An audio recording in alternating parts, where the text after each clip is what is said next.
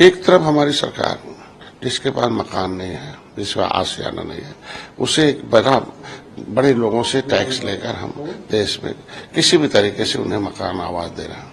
कुछ लोग एक लंबे समय से हैं जो शहरों में हो चाहे गांव में हो, हम घरौंदी भी दे रहे हैं कि मालिकाना हक दे रहे हैं कि जहां घर बना लिया उसका हो गया है, हम उसके लिए घरौंदी दे रहे हैं। लेकिन ये पहले हमें नहीं समझ में आ रहा कि जो शहरों में बसे लोग हैं, अगर वो गंवार हैं, कागज नहीं बनवाए और 100 साल 50 साल से बसे हैं, अंग्रेजों मुगलों से उजाड़े हैं, मुगलों को मारकर भगाए हैं, उन्हें गला काट कर नदियों में फेंक कर इस देश को आजाद कराए हों और उन्हें क्रिमिनल कास्ट घोषित हुआ और देश की आजादी के बाद भी 5 साल 16 दिन गुलाम थे, आज भी वो ट्राइबल हैं, तो अपना कागज कैसे बनवा लेंगे? कैसे वो नदियों किनारे रहने वाले कहां से कागज लाएंगे जो शिक्षा से दूर हैं, कोसों दूर हैं? पहले तो देश आजादी के बाद एक और बात है, ये खाली ट्राइबल या अनपढ़ लोगों के ना पढ़े लिखे लोगों के लिए नहीं, बल्कि इसमें यह है कि जिन्होंने अपनी प्रॉपर्टी के कुछ किस्तें जमा भी कर दी फ्री होल्ड कराने के लिए, वो भी वापस करें। तो कहीं ना कहीं ये मैं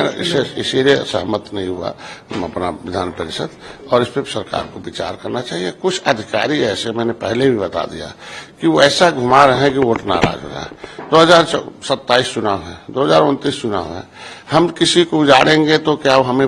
निषाद पार्टी एनडीए को छोड़ेगा थोड़ी, वो भी वोट काहे को देगा? सीधा सवाल है। फिर उसको हम नोटिस देंगे, उजाड़ने की कोशिश करेंगे, उसे डिस्टर्ब करेंगे, उसके जिंदगी में खलल डालें। हमारा कहना है, इसमें एक राय है कि जो नजूल की भूमि पर कोई बड़ा आदमी बसा है तो जितना बसा हो उसको भी छोड़ दिया जाए, जो खाली पड़ी हुई जमीन है उसे ले लिया। लेकिन जो है बिलो द लाइन है, जिसके पास केवल मकान है और थोड़ी सी दरवाजे पर जमीन है, तो वो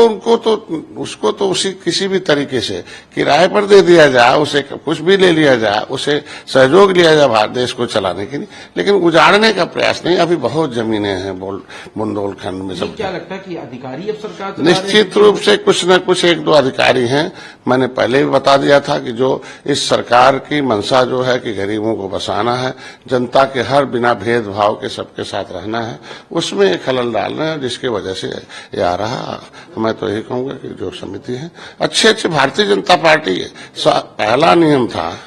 कि बीजेपी, पहला नाम था कि बीजेपी शहर में है, जो बीजेपी का कोर वोट है वो शहर में है। ढेर सारे शहर में पहले बीजेपी शहर से जीतती ही थी, आज भी जीतती है, तो कोर वोट भी तो नजुल भूमि पर बैठा हुआ है। तो जब बीजेपी का कोर ही वोट खराब हो जाएगा तो किसके सारे वोट जीतेंगे भाई? तो ये मेरे कहने का मतलब, इस पर एक बार विचार हो जाना चाहिए और इस पर फिर से ठीक से राय लेनी चाहिए और कैसे होगा, किसी भी तरीके से किसी को न उजाड़ा जाए, बल्कि जो जमीनें बची कुची हैं उसी पर जो भी काम किया जाए। अगर ये समिति पारित कर देती है उसके बाद ये बिल हमको लगता है कि नहीं करेगी, क्योंकि इसमें जो राय मांगे जाएंगे उस पे आएंगे तो ढेर सारे लोग हैं जिनके पास कागज भी नहीं है, बसे पड़े हुए हैं, या तो फिर उन्हें स्थापित करने की व्यवस्था करें कि इनको अगर जहां भी हो। लोग तो बहुत लंबे समय से रह रहे, देश को आजाद हुए, ठीक है, लंबे समय हम कह रहे हैं कि हमें जरूरत हो तब तो, अगर जरूरत नहीं है, अगर जरूरत हो तो सड़क बनाना हो, कुछ और बनाना हो तो उनको हम स्थापित भी कर सकते हैं, मल्टी स्टोर बिल्डिंग बनाकर दे सकते हैं, लेकिन बिना कुछ ऐसी व्यवस्था की उन्हें हटाना जाएंगे कहाँ? केंद्रीय मंत्री अनुप्रिया पटेल ने भी इसका विरोध किया है। उत्तर प्रदेश के बीजेपी के अध्यक्ष भूपेन्द्र चौधरी और तमाम बीजेपी के विधायक, उसके बावजूद भी इस पे जो सरकार है अब तक कोई स्टैंड नहीं आया है सरकार का। देखिए, मैं तो, हमारा मानना है, हमारी पार्टी का मानना है कि हम सभी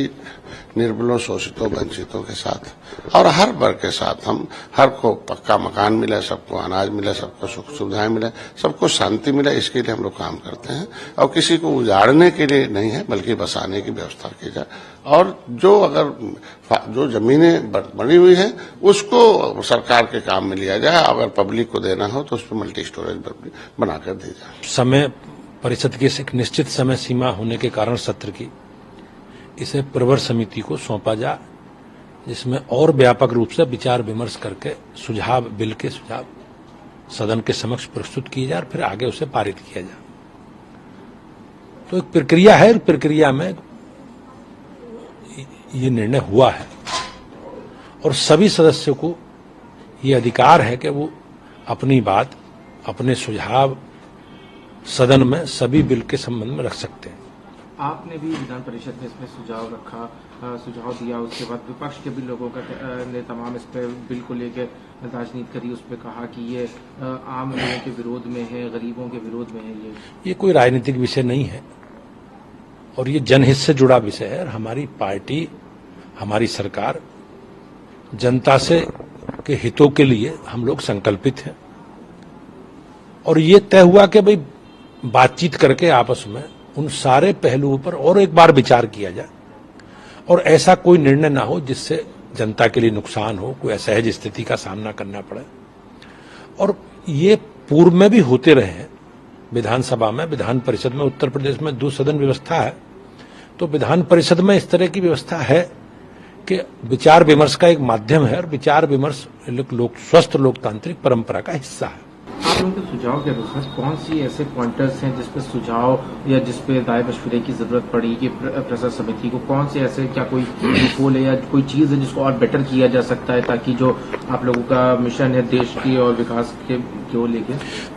वो तो जब डिस्कशन होगा उसमें। अभी माननीय सभापति जी ने, विधान परिषद के सभापति ने प्रवर समिति को दिया है 2 महीने का समय तय किया और वो समिति के सदस्यों के नाम